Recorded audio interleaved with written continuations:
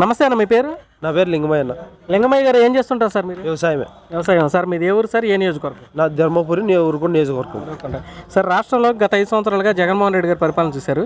ఇప్పుడు మరలా ఎన్నికలు రాబోతున్నాయి. ఈసారి ఏ ప్రభుత్వం అధికారంలోకి వస్తే మీలాంటి రైతులకి ఉపయోగంగా ఉంటుందని మీరు అనుకుంటున్నారు? అనంతపురం అంటే రాయలసీమ ఏరియా. మరి ఈ ప్రాంతంలో ఎవరు గెలిస్తే, ఇటు టీడీపీనా అటు వైసీపీని గెలిస్తే ఇద్దరు ఎవరు బాగుంటుంది? ఇంతకుముందు టీడీపీ ప్రభుత్వంలో రైతులకి సహాయ సహకారాలు చాలా ఉన్నాయి.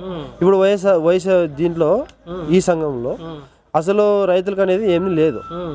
టీడీపీ వస్తేనే బాగుంటుందని మేము అనుకుంటున్నాం.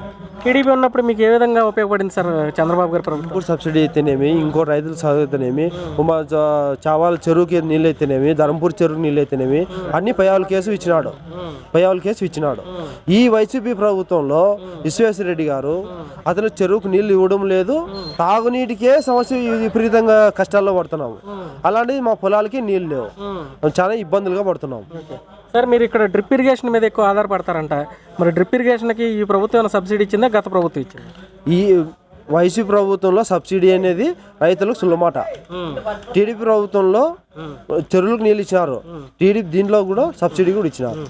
సార్, ఇప్పుడు రైతులకి రుణమాఫీ జరిగిందా సార్ ఈ ప్రభుత్వంలో కానీ గత ప్రభుత్వంలో కానీ? ఏం లేదు సార్. టీడీపీ ప్రభుత్వంలో జరిగింది, ఈ ప్రభుత్వంలో జరగలేదు. ఓకే. ఇప్పుడు తెలుగుదేశం ఉన్నప్పుడు రైతులకి ఇట్లా వ్యవసాయ పనిముట్లు ఏవైతే ఉంటాయి, ఇప్పుడు ట్రాక్టర్స్ కానీ లేదంటే ఇవి కానీ రైతులకు కావాల్సిన పరికరాలు అప్పుడు అందజేశారని కొంతమంది చెప్పారు. అందులో ఎంతవరకు వస్తుంది? ఈ ప్రభుత్వంలో మేము ఆడ ఆ పదమే ఇనలేదు. టీడీ ప్రభుత్వంలో ట్రాక్టర్లు వచ్చినాయి, సబ్సిడీ స్పేర్లు వచ్చినాయి, అన్నీ వచ్చినాయి. ఈ ప్రభుత్వంలో స్పేర్లు వచ్చింది కానీ ట్రాక్టర్లు వచ్చింది కానీ లేదు. మరి మీరు వ్యవసాయం చేస్తారు, ఏమేమి పంటలు పండిస్తారు ఇక్కడ? ఇక్కడ మిరప, కంది, వేరుశనగ, శనక్కాయ, ఆముదము అన్నీ పండిస్తాం. మరి ఈ ప్రభుత్వం ఏమన్నా మీకు మద్దతు ధర ఇచ్చిందా? మీ పంటలు కొంటారు కదా, మీకు కనీసం మద్దతు ధర ఈ ప్రభుత్వం సరైన గిట్టుబాటు ధర కూడా లేదు. ఆ గిట్టుబాటు ధర లేకనే మిరప పంటలో కూడా గిట్టుబాటు ధర లేక అన్ని ఏసీలో గోడంలో ఉన్నాయి. ఇప్పటి వరకు అయితే అమ్ముకోవాలి, ఇంకా అక్కడే ఉన్నాయి సార్, గోడంలోనే ఉన్నాయి. ఓవరాల్గా అయితే మీకు తెలుగుదేశం ప్రభుత్వం వస్తేనే బాగుంటుంది. తెలుగుదేశం ప్రభుత్వంలో వస్తేనే గిట్టుబాటు ధరలు వస్తాయి, రైతులు బాగుపడతారని మా ఆలోచన. థ్యాంక్ యూ అన్న. నమస్తే అన్న, మీ పేరు? గోపాల్ గారు. సార్, మీది ఏ ఊరు సార్? మీది ధర్మపురి.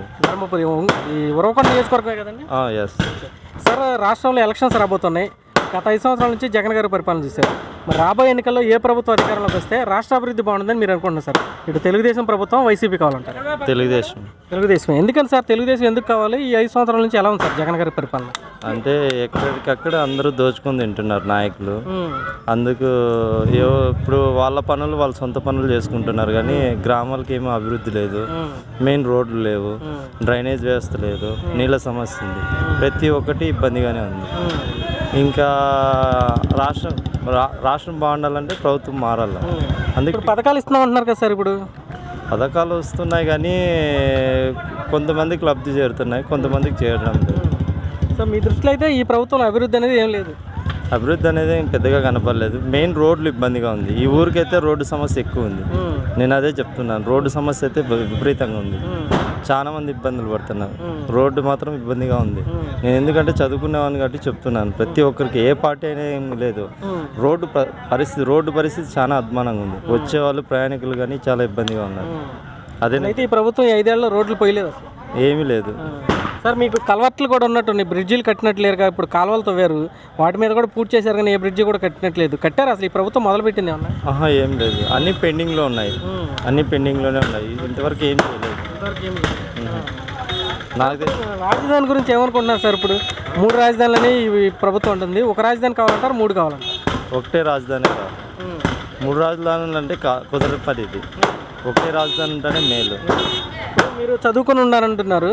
ఈ ప్రభుత్వం వచ్చిన తర్వాత రాష్ట్రంలోకి కొత్తగా పెట్టుబడులు రావడం కానీ, పరిశ్రమలు స్థాపించి ఉద్యోగాలు ఇవ్వడం కానీ ఎక్కడన్నా జరిగిందంటారా? ఎక్కడా లేవు. ఉద్యోగాలు అనేది ఏమి కనిపించలేదు.